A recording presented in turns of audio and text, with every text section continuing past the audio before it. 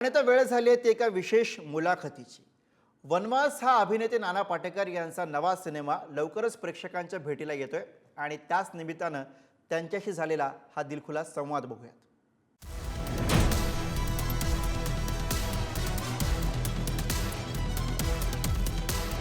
खूपदा जेव्हा आपण बघतो ना, तर आपण असा विचार करतो की आपल्याला ना जगायला आलं पाहिजे. आपण खूपदा असा विचार पण करतो की ना जगणं ना सुंदर असलं पाहिजे.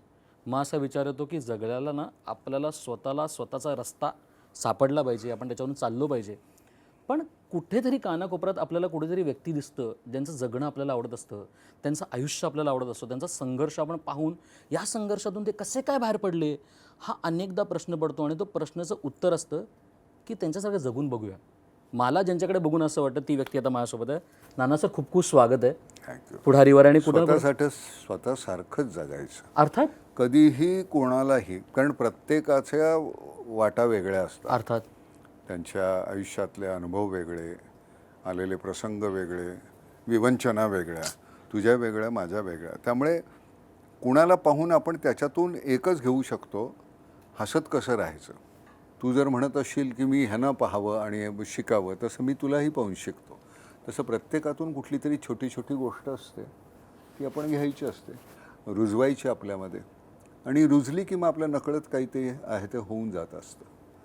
हा सिनेमा करताना सुद्धा तसंच झालं. म्हणजे अनिल शर्मा नावाचा हा जो माणूस आहे, त्याला कधीही कुठलीही गोष्ट अशी छोटी दिसत नाही. त्याला सगळं असं मोठं मोठं मोठं. त्याचे सगळेच सिनेमा पाहिले असशील तू, गदरमध्ये पहिला, दुसरा, याच्यामध्ये सुद्धा. आणि त्याच्यानंतर ही फिल्म करायची, तर मी त्याला म्हटलं, गदर इतकं सक्सेसफुल झाल्यानंतर तू ही फिल्म का करतो? ही इमोशनल फिल्म, हा तुझा जॉनर नव्हे, मला आवडणारी ही गोष्ट आहे. तो म्हटलं नाही, मला हीच करायची. म्हटलं बघ, विचार कर पुन्हा, मला दिलेले पैसे परत घे. तो म्हटला नाही, हीच करायची. आणि मग त्या कन्व्हिक्शनमधून त्यांनी ही जी फिल्म केली आहे, ते आज मलाही पुन्हा सांगितलंस तू हे असं करून दाखवा, तर मला नाही येणार. ते होऊन गेलं. आणि सगळ्यात महत्त्वाची गोष्ट म्हणजे निसर्ग त्यातला सगळ्यात जास्त म्हणजे अगदी 75-80% बाहेर आहे सगळं. आणि ते छान झालं, होऊन गेलं, मस्त झालं. सगळ्यांनी कामं फार उत्तम केलेली आहेत. मलाही माहिती नाही हे कसं झालं असं. आता पाहत असताना, डबिंग करत असताना सुद्धा असं वाटायचं, अरे बापरे, हे आपण केलं आहे. आणि सगळ्यात महत्त्वाची गोष्ट, एखादी गोष्ट आपण केली की ती विसरून जायची. कारण हा रोल मी पुन्हा तसाच माझ्याकडे ठेवला, आला किती छान झाला आणि अमुक झाला, तर ते मग दुसरा रोल आतमध्ये जाणार नाही. नाना सर, तुम्ही खूप सुंदर आता एक वाक्य म्हटलं की अनिल सरांना सगळ्या गोष्टी भव्य दिव्य दिसतात. पण त्या भव्य दिव्यतेमधून मला त्या दोन व्यक्तींची, म्हणजे तुमची आणि त्या मुलाची, एक भावनिक अंडरस्टँडिंग की भावनिक गोष्ट, ते भावनांचा खेळ, तोही मला त्या फोटोमध्ये दिसलाय.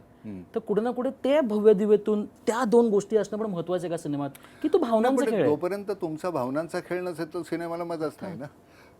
आणि सगळ्यात त्यातली एक गोष्ट ती, जिथं तुम्ही सिनेमा पाहाल त्यावेळी तुमच्या लक्षात येईल, सुरुवातीलाच अगदी पहिल्या एक सीनमध्येच लक्षात येईल.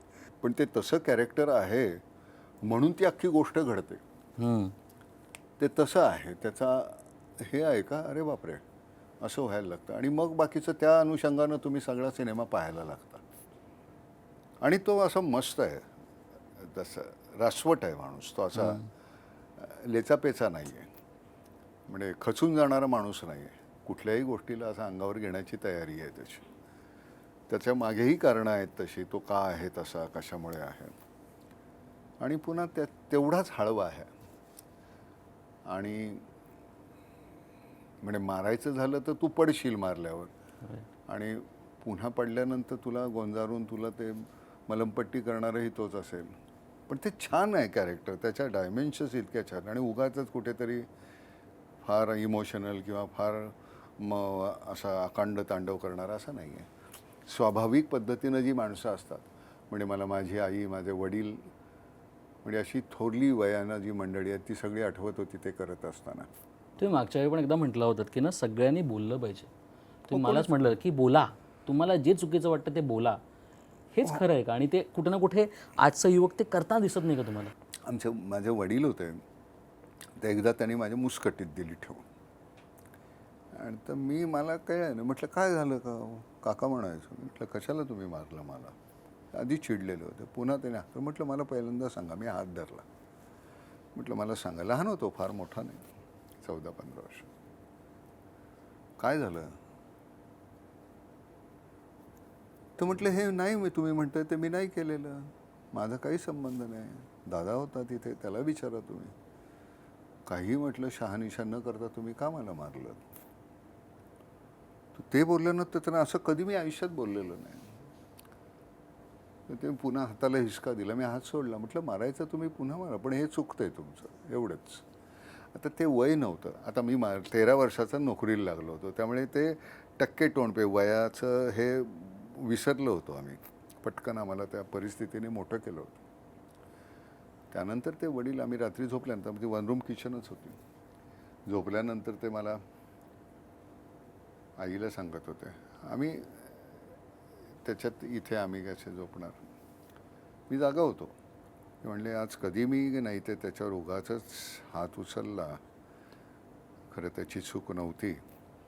माझा हात धरला त्याने आज, असं त्यांनी कधी केलं नाही, पण खरंच माझं चुकलं.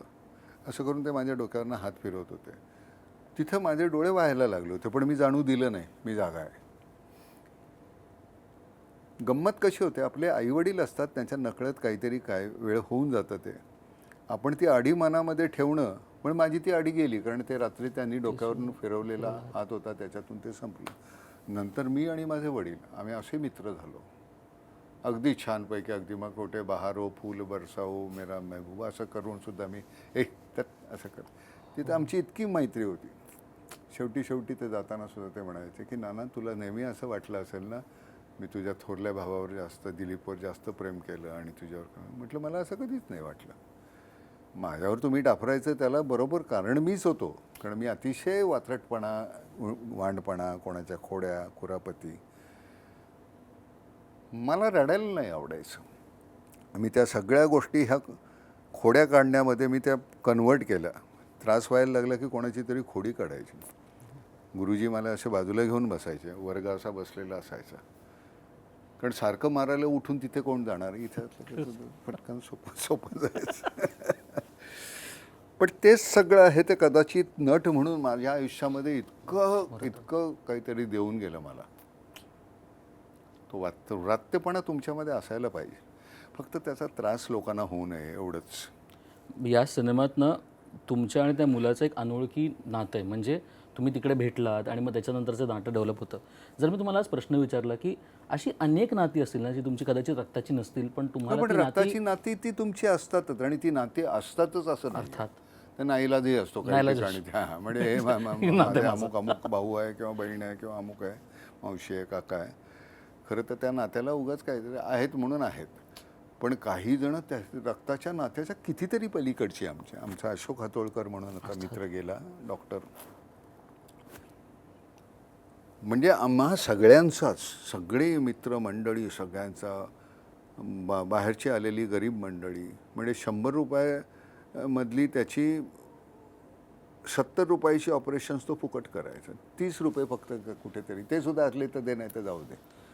त्यामुळे तो गेल्यानंतर आम्ही सगळ्यांना वाटायला लागलं की आम्ही आजारी पडण्याचा आमचा हक्क आता संपला, आता आजारी पडून चालणार नाही, अशोक नाही आहे. तर ती नाती जी असतात, आता मुलाचं लग्न आहे आमच्या प्रशांतचं, रेखा आहे माझी बहीण आहे, ती मी एकटाच जाणार आहे तिथे लग्नाला, बाकी कोणाला बोलवलं नाही. किती केलं त्याने आमचं. आता हे नातं काय असेल. आम्ही पत्ते खेळायचो, तर तो अतिशय असा म्हणजे ब्रिज खेळणारा माणूस, पण त्याला हरवलं की मला जाम आनंद व्हायचा. आणि तो इतका शिव्या घालायचा, तुला कसं कळतं की मला हे पान लागणार आहे. म्हटलं काही नाही, अंदाजाने तुझ्या डिस्कार्डवरनं.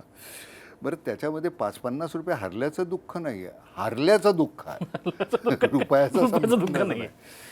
काल आम्ही रात्री बसलो होतो, सुद्धा, मी, राजू, त्यावेळी इथे अशोक कुठेतरी बसलेला आहे आणि तो पॅक झाला आहे, त्यामुळे तो नाही खेळत आहे असं धरून आपलं. पण काय मंडळी असतात रे आयुष्यामध्ये मिळतात. रवी कसबेकर आहे, माधव लिमये आहे, कल्याणी आहे. तर मी सगळ्यात नेहमी म्हणतो की माझं आयुष्य हे सगळं माझ्या मित्रांनी व्यापलेलं आहे. सगळ्या मित्रांच्या बायका ज्या आहेत त्या माझ्या बहिणी, त्यामुळे त्या काही त्यांच्याबद्दल तक्रार करायची झाली तर माझ्याकडे. बरं, माझ्याकडे उत्तमातल्या उत्तम शिव्या आहेत, त्यामुळे त्या शिव्यांचं कधी किंवा झपाटे आहेत. मग तो छान, पण त्यामुळे ती नाती अशी छान घट्ट अशी, ती वीण कधीही उसवली नाही, विश्विषित झाली नाही. अशोक गेला तरी रेखाचं, माझं, रेणूचं, प्रशांतचं नातं संपणार नाही कधी. ती नाती आपल्याबरोबरच संपून जातात. पण ते पाहिजे रे आयुष्यात. तसं ह्या मुलाबरोबर ते एक नातं जुळतं. त्याच्यात कुठेतरी एक असा बेसावत क्षणी तो मुलगा येतो, काही संबंध नाही, पहिल्यांदा ते अतिशय त्यांचं भांडणं, आणि मग ते, आणि जे जुळतं ते मग इतक्या पराकोटीला जातं. बरं, प्रत्येकाची जगण्याची रीत वेगळी असते ना. अतिशय सोफिस्टिकेटेड असा मी तो, आणि तो अतिशय रस्त्यावरचा मुलगा. आणि त्या अनिलनी फार छान छान छान टिपलं. अनिल हा अतिशय अंडर एस्टिमेटेड डिरेक्टर आहे असं मला वाटतं. अर्थात त्यांनीसुद्धा काय एकाच जॉनरचे चित्रपट केले. खरं तर त्याचा सुरुवातीचा सिनेमा श्रद्धांजली, वयाच्या 24-25 काहीतरी वर्ष लहान होता तो खूप, आणि तो खूप चालला होता तो सिनेमा. पण नंतर काय होतं, एखादी गोष्ट छान, आता माझंसुद्धा तसंच झालं की मी पुरुष हे नाटक 16 वर्ष करत राहिलो. का तर त्यातून पैसे मिळत होते खूप. मग आपण घर घेऊ, मग गाडी घेऊ, मग तुमच्या त्या लालसा आणि हे संपत नाहीत ना. अजून पाहिजे, अजून पाहिजे, अजून पाहिजे. प्रत्येकजण त्यात अडकतो. फक्त एकच आहे की नंतर मी लवकर त्यातून सुटलो नाही, पण मग नंतर मला असं वाटलं की याच्यापेक्षा आनंद कशात आहे. मग नाम फाउंडेशन सुरू झालं. त्याच्यापेक्षा आनंद कुठे आहे, तर मग नाम फाउंडेशनसाठी पुढची पिढी तयार करायची. मग अजून कुठलं आहे, न शिक्षणासाठी नाही काय करतायत. मग निर्मला गजानन नावाचं दुसरं फाउंडेशन सुरू केलं, ते नुसतं शिक्षणासाठी. आता आपण पहिल्यांदा सुरुवात केली आहे, म्हणजे आर्मीबरोबर हे करून श्रीनगरमध्ये, आपण काश्मीरमध्ये तिथल्या शाळांचं हे करतो आहे. आर्मी, आपण आणि त्या सगळ्या शाळा. गंमत आहे रे. सगळ्यांनी शिकावं, मेनस्ट्रीममध्ये यावं. फक्त एकच आहे की याच्यामध्ये आपला देश हा देव, तो धर्म, त्याच्यानंतर बाकीचे आपले धर्म आहेत. घरी आपण पूजू शकतो की सगळं घरात. बरोबर आहे. आणि मला कधीही कुठलाही धर्म, मला त्याच्याबद्दल आकस नाही, राग नाही. कशासाठी असावा. म्हणून मी आता आधीच्या ह्याच्यामध्ये पण मी बोललो. आईला मी एक दिवस विचारलं, लहान होतो आम्ही, मुरुड जंजिऱ्याला मुसलमानांच्याच घरात राहत होतो. मी अहमद म्हणून होते. फार छान होते लोक मंडळी. नजीरा, अनवरी, त्यांची मुलं दिलशाद, सैफुल, यांची छगन, बाबला.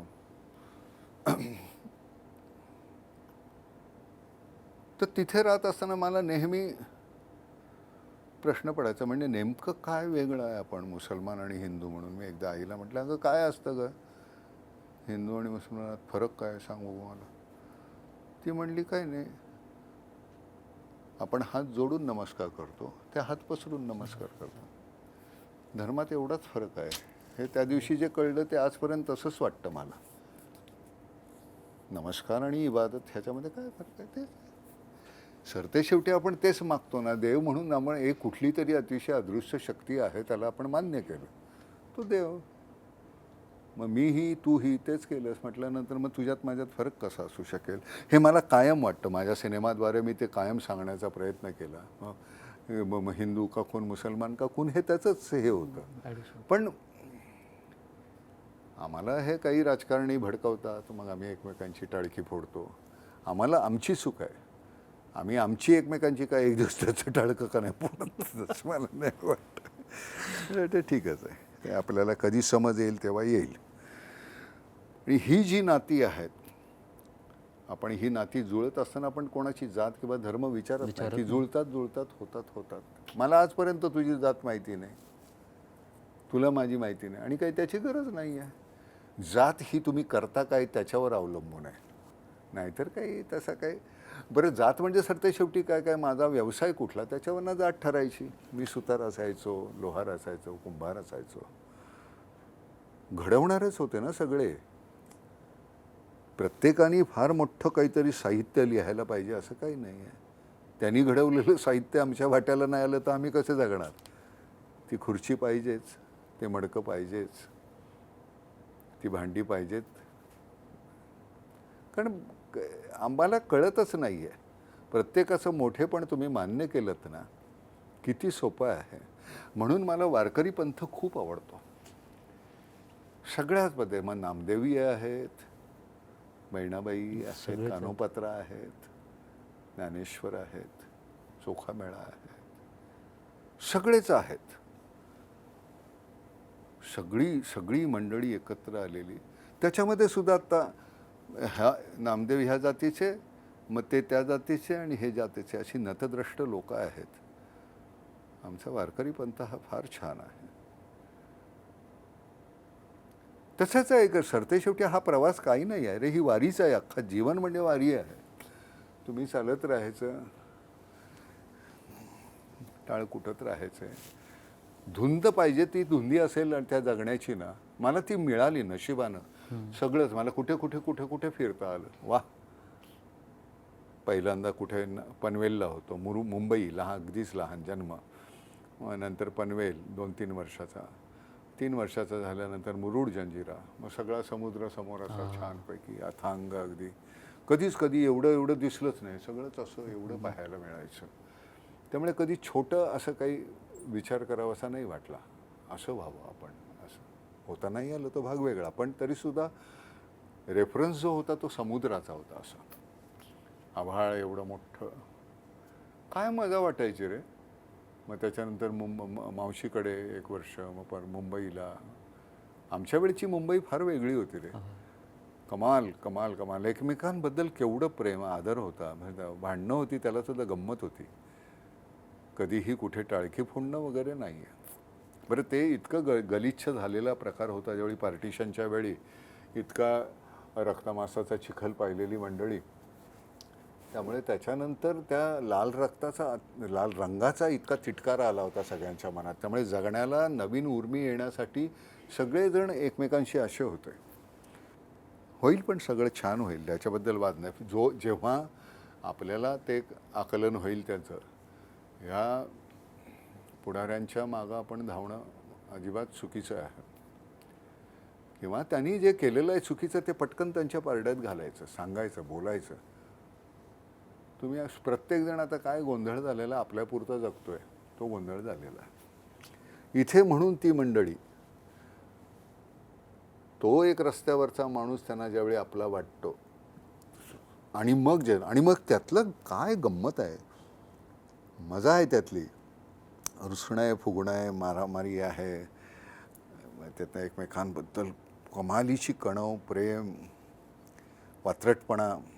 बाप रे, इतकं छान. आणि काय कामं खरंच. राजपाल यादव म्हणजे त्याला जर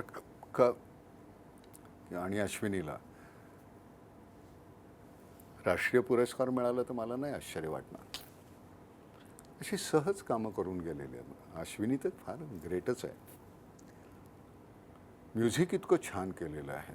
मला याच्यात गाणं गाता आलं एक, म्हणजे एक तुम्हाला त्रास देण्यासाठी मी तेही केलेलं आहे. त्रास नाही, आवडेल आम्हाला. नाही आवडेल म्हणजे काय, आता नाईलाज आहे तुमचा, ऐकावंच लागेल. एकंदर तुम्ही, मला आठवतं एक वसंत उत्सवला तुम्ही दरवर्षी येता. दरवर्षी तुम्ही वसंत उत्सवाला राहुल सरांना ऐकायला येता. आणि एकदा मला का माहिती नाही, तुम्ही राहुल सर कधी स्टेजवर गात होते, अनेक लोक फरमाईश करत होते कानडा राजा पंढरीचा गा. तुम्ही स्टेजवर गेला आणि राहुल सरांना म्हटलं तुला हवं ते का, तुम्ही का म्हणलं ते मला आजपर्यंत त्याचं उत्तर मिळालं नाही. नेहमीच हे बघ काय आहे माहिती आहे का, कलाकार आहे रे तो, त्याचा मान ठेवा. ते काही तुम्ही दौलत जादा करताय का, तमाशा आहे का तो. तमाशामध्ये सुद्धा तुम्ही ती जी कोण डान्स करणारी आहे, नाच करणारी आहे, ती कलाकार आहे, तिचा मान ठेवा नाही. हे काय आहे, तसं नाही. म्हणून मी राहुलला नेहमी म्हटलं की तुला आवडेल ते तू गा, आमचे कान काही ऐकायला तयार असतात. आणि काय गातो तो, वा वा वा वा. आणि सगळेच. आता रशीद खान ज्यावेळी गायचा, भैया नाना भैया क्या गाऊं मैंने कहा यार हम तो इतने भूखे हैं, जो भी तू गाएगा जो खिलाएगा, नाही ये गाऊं वो गाऊं. म्हटलं मला काही माहिती नाही, तू काही गा, मी आपलं ऐकायला येतो, मला कळत नाही त्यातलं काही. पण ही अशी मंडळी बाजूला असल्यामुळे आपल्याला आपलं कोतेपण कळतं आणि कोतेपण कळणं हे फार महत्त्वाचं आहे आयुष्यामध्ये. मग आपल्याला आपल्यामध्ये काहीतरी सुधारणा करता येते. तर त्यामुळे ते करण्याचा प्रयत्न आजपर्यंत करत आलो. अजूनपर्यंत हल्ली भांडायला कंटाळा येतो. मी फार भांडत नाही हल्ली. अगदीच भांडावं असं वाटलं की फार भांडायचं तर मग एक मुस्कटीत देतो ठेवू. त्याच्यात सगळं आलं. तेव्हा झालं, मला याच्यापुढे बोलायचं नाही. जा. पण ती वेळ हल्ली येऊ देत नाही मी. मला खरंच मी जशी सुरुवात केली ना, की जसं त्यांनी म्हटलं तुझ्यासारखं जग, खरं जगण्याच्या सगळ्या दृष्टिकोनातून ना हा दृष्टिकोन मला दररोज मिळतो आणि आता मी माझ्या रस्त्यावर चालणार आहे. खूप खूप धन्यवाद अशी बातचीत केल्याबद्दल. Love you, thank you so much. Thank you.